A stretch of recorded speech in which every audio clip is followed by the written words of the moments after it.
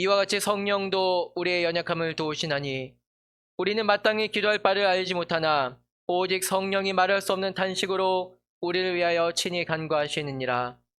마음을 살피시는 이가 성령의 생각을 하시나니 이는 성령이 하나님의 뜻대로 성도를 위하여 간구하심이니라. 우리가 알거니와 하나님을 사랑하는 자, 곧 그의 뜻대로 부르심을 입은 자들에게는 모든 것이 합력하여 선을 이루느니라. 하나님이 미리 아신 자들을 또한 그 아들의 형상을 본받게 하기 위하여 미리 정하셨으니 이는 그로 많은 형제 중에서 맏아들이 되게 하려 하심이니라. 또 미리 정하신 그들을 또한 부르시고 부르신 그들을 또한 의롭게 하시고 의롭다 하시고 의롭다 하신 그들을 또한 영화롭게 하셨느니라. 아멘. 할렐루야. 우리 좌우계 성도님들께 인사드리겠습니다. 잘 오셨습니다 라고 인사드리겠습니다. 예, 잘 오셨습니다. 잘 오셨습니다. 잘 오셨습니다. 자, 오늘 성령 강림주일입니다. 성령 강림주일을 맞아 이렇게 인사드릴까요? 성령 충만합시다 라고 인사드리겠습니다. 성령 충만합시다. 성령 충만합시다. 예, 성령 충만합시다. 아멘. 자, 화면 보시기 바랍니다. 천국은 어디 있을까요? 자, 천국은 어디 있을까요? 라고 질문을 드린다면 두 가지로 답을 할 수 있을 거라 생각합니다. 내 안에, 내 마음속에 있다라고 답을 할 수도 있지만 죽어서 가는 곳이다 라고 답을 할 수도 있을 것 같습니다. 이 두 개의 답은 오늘날 저와 우리 모든 성도님들이 이 세상 가운데서 어떻게 해서 신앙생활이라는 것이 가능한가라는 것을 보여주는 답이라고 할 수 있겠습니다. 한 가지 가정을 해보겠습니다. 만약입니다. 천국을 죽어서 가는 곳이다 라고만, 자, 지금부터 잘 들으셔야 돼요. 이것만 들으시다가 중간에 주무시게 되면은 유현 목사가 이단적인 말을 했다라고 오해를 하실 수 있어요. 그래서는 안 되겠죠? 네, 잘 들으세요. 만약에요, 천국을 죽어서 가는 곳이다 라고만 말씀을 드린다면, 만약에 그렇다면 예수님 때문에 구원 티켓을 이미 받은 것이고 그 티켓은 나중에 내가 죽고 나서 천국 갈 때 그때 사용하면 되는 거죠. 천국 가려면 그 구원 티켓 잘 보관하고만 있으면 되겠죠. 그런데 만약 정말 그렇다면, 만약 정말 천국을 죽어서 가는 곳이다 라고만 그렇게 여겨진다면 잘 생각해 보세요. 만약에 그뿐이라면 그 천국이 오늘 나와 무슨 상관이 있을까요? 만약에요, 정말 만약에요, 천국이 내가 죽어서 좋은 데 가는 티켓뿐이고 오늘 나랑 상관이 없으면은 천국 티켓 받아도 못 갈 사람 많습니다. 왜냐? 자기가 마음 변해가지고 알아서 다 포기하거든요. 마음이란 게 사실은 못 잡습니다. 그래서 좋은 거 줘도 그 좋은 거 버리는 게 마음이에요. 오늘의 마음. 그래서 천국은 죽어서 가는 곳이다 라고만 하면 안 돼요. 한 가지 더 반드시 추가되어야 됩니다. 천국은 오늘 내 마음 안에 있다. 이것도 같이 설명이 돼야 돼요. 그리고 실제로도 그렇습니다. 오늘의 신앙생활을 위해서 누가 오셨기 때문이다? 성령 하나님께서 오셨기 때문입니다. 참고로요, 하나님께서 계시는 곳이 천국이에요. 하나님께서 계시는 곳이 하나님의 나라 천국이에요. 그랬기 때문에 이미 이 안에 천국이 있는 겁니다. 오늘 이 시간에는 이렇게 성령 강림주일을 맞이하여 성령님께서 우리 신앙생활에 어떤 유익을 주는가를 말씀으로 보도록 하겠습니다. 자, 오늘 말씀의 첫 번째가 무엇인지 그 제목을 말씀드리기에 앞서서요. 자, 26절을 먼저 보시기 바랍니다.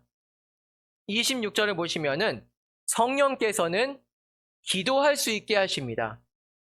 성령께서는 기도할 수 있게 하시는데, 기도 그 이전에 먼저 반드시 짚어야 될 게 있습니다. 자, 기도한다는 것은 뭡니까? 기도한다는 것은 누군가가 그 기도를 받으신다는 것입니다.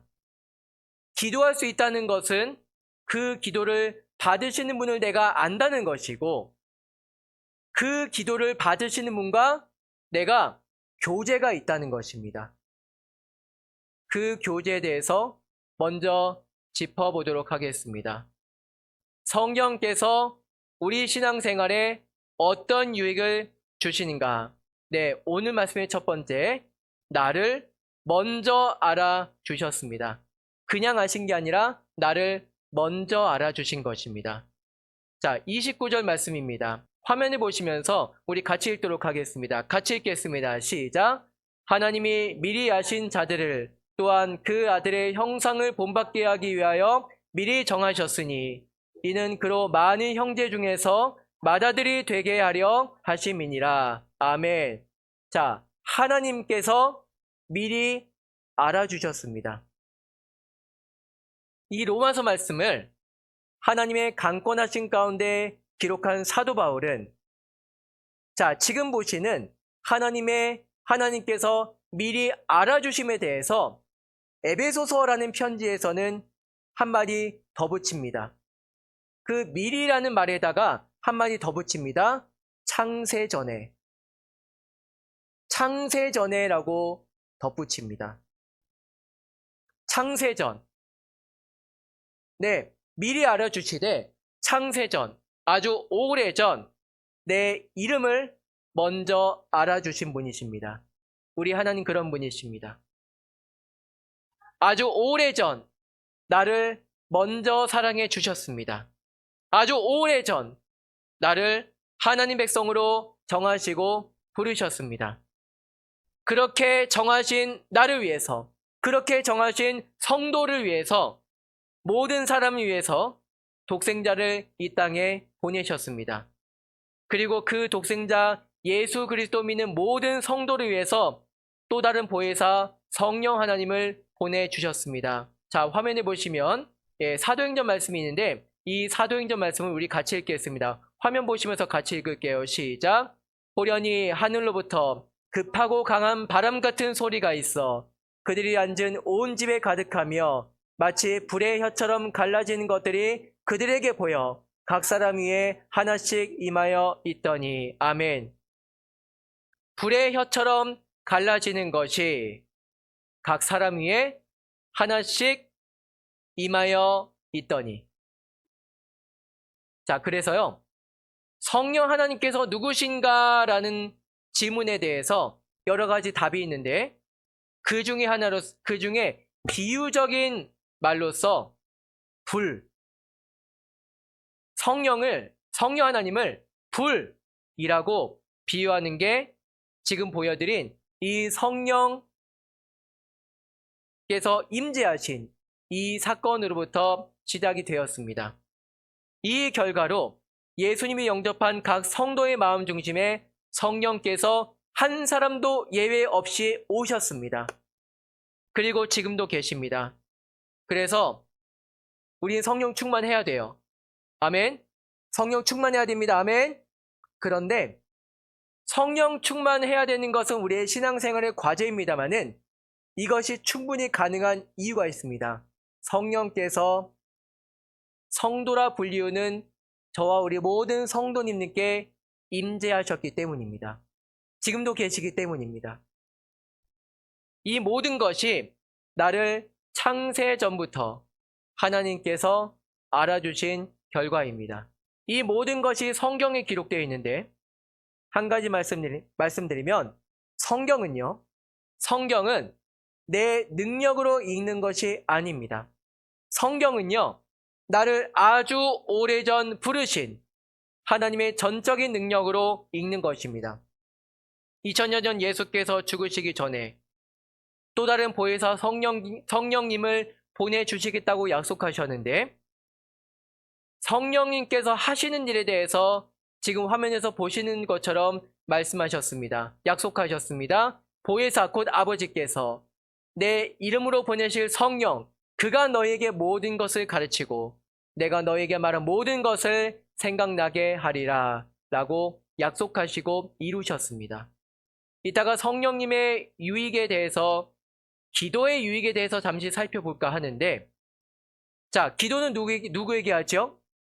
기도는 하나님에게 합니다.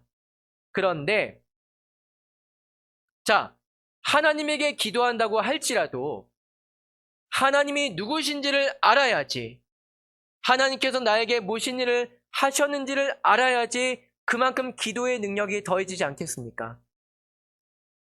그렇게 나로 하여금 알게 해주시는 일조차 하나님께서 전적으로 하시는데, 특별히 날마다 반복되는 오늘의 시간 가운데서는 또 다른 보혜사 성령 하나님께서 이 성경 말씀을 알게 하십니다.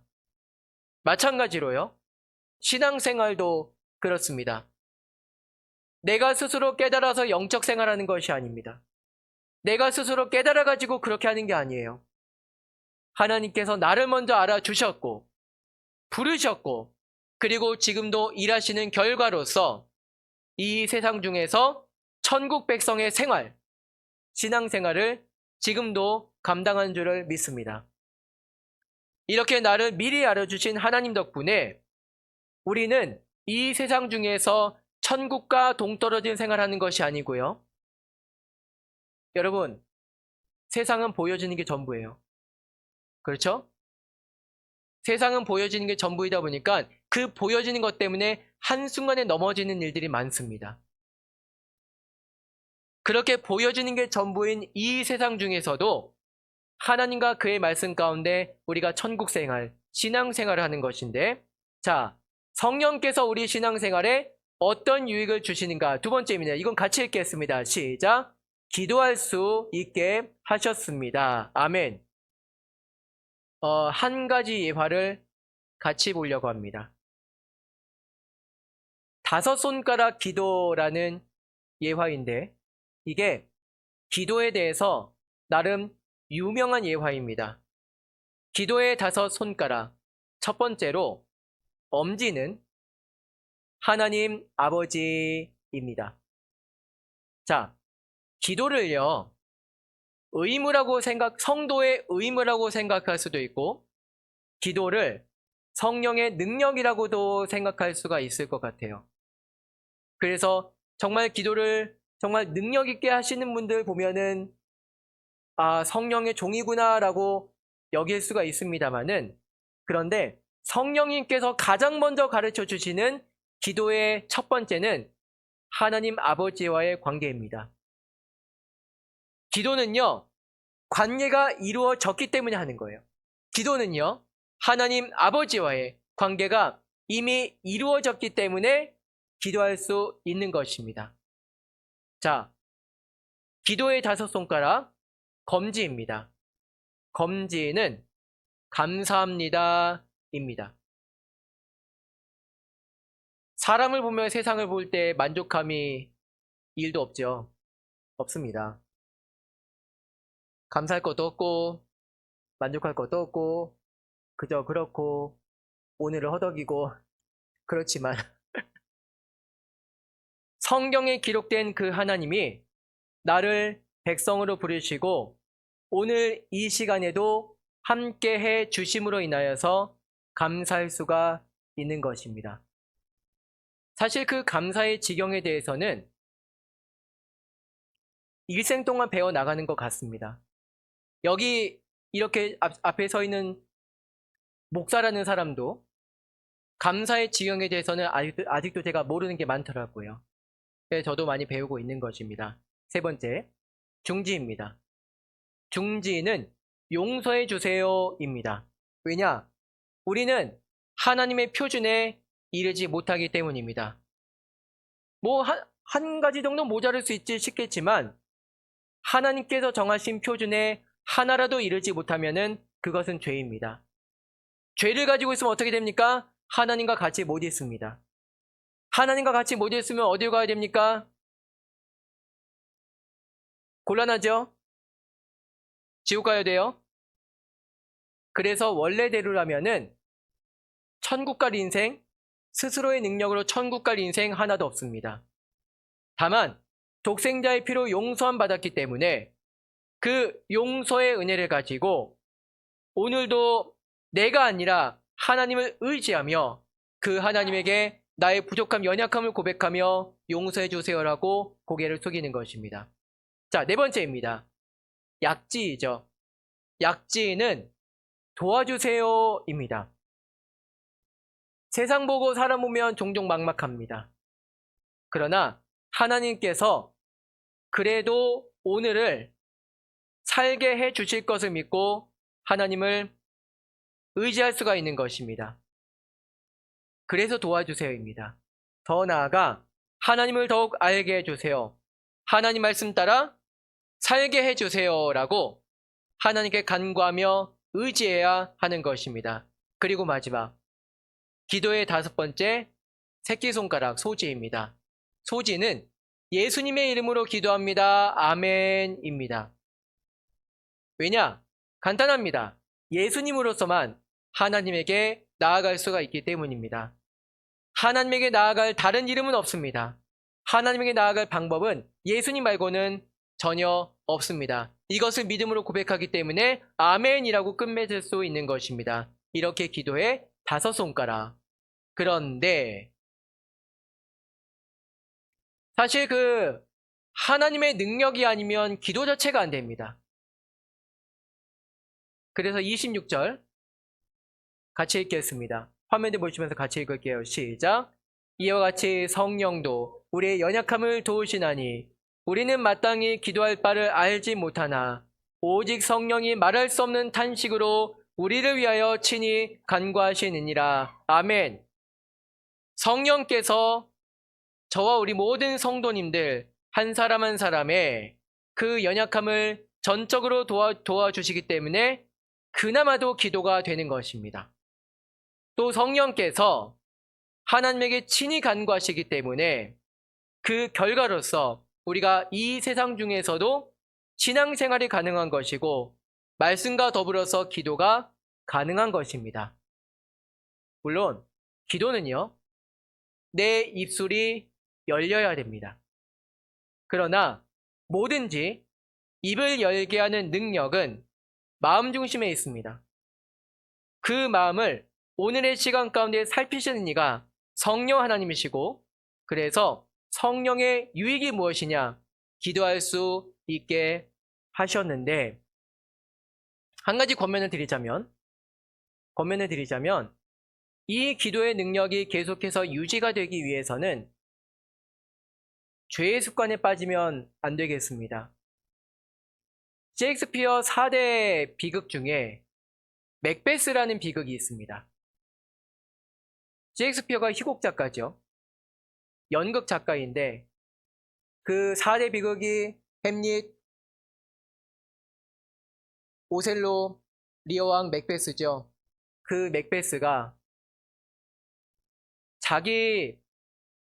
지금 기억이 안 나요. 자기 형을 죽였나 아버지를 죽였나, 아버지를 죽였을 거예요. 왕위를 어떻게 좀 해보려고 자기 아내랑 공모를 해가지고 자기 아버지를 죽였습니다. 자기 손으로. 그런데 마침 그 자기 아버지를 그렇게 했을 때 마침 옆방에서 기도하는 소리가 들렸다고 하죠.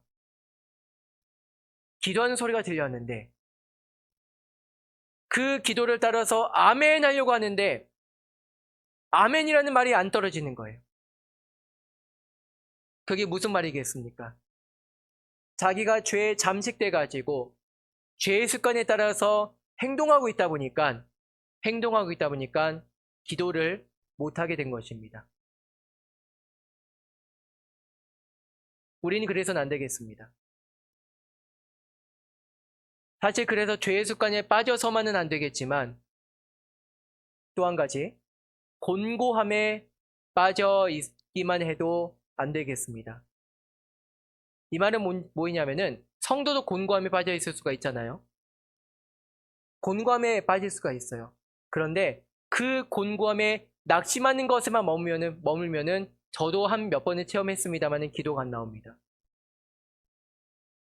그 곤고함 가운데서도 내 안에 계신 성령님을 의지하는 가운데 할 수 있는 게 기도죠. 왜냐? 성령님께서 내 안에 계시는 가운데 저 하늘 보좌를 향해서 지금도 나를 위해서 기도하고 계시기 때문이고, 또 나도 모르게 기도의 동역자를, 나도 모르는 기도의 동역자를 이 세상 가운데서도 붙여주시기 때문입니다.